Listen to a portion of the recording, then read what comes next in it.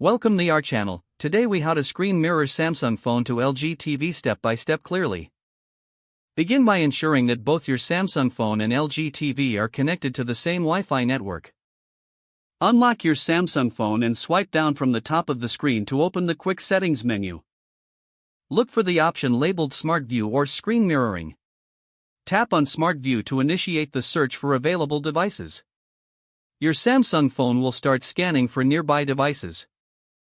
Once your LG TV appears in the list, tap on it to connect. You may receive a prompt on your LG TV asking for permission to connect. Confirm the connection by selecting Allow on your TV screen. After a successful connection, your phone screen will be mirrored on your LG TV. Now, you can browse your phone and enjoy your content on the larger screen. If you want to disconnect, simply swipe down to access the Quick Settings menu again. Tap on Smart View and then select Disconnect to end the screen mirroring session. Your Samsung phone is now successfully disconnected from the LG TV. If the page does not load, refresh the browser or try again in a private or incognito window. Make sure you are using the correct email address, then retype it carefully to avoid small typos. If your password is not accepted, use the reset option and create a new strong password you can remember. Check your spam folder for verification or security emails, then complete any requested confirmation steps.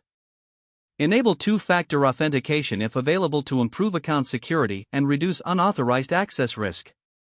After signing in, review your profile details so your contact information and settings are accurate and current.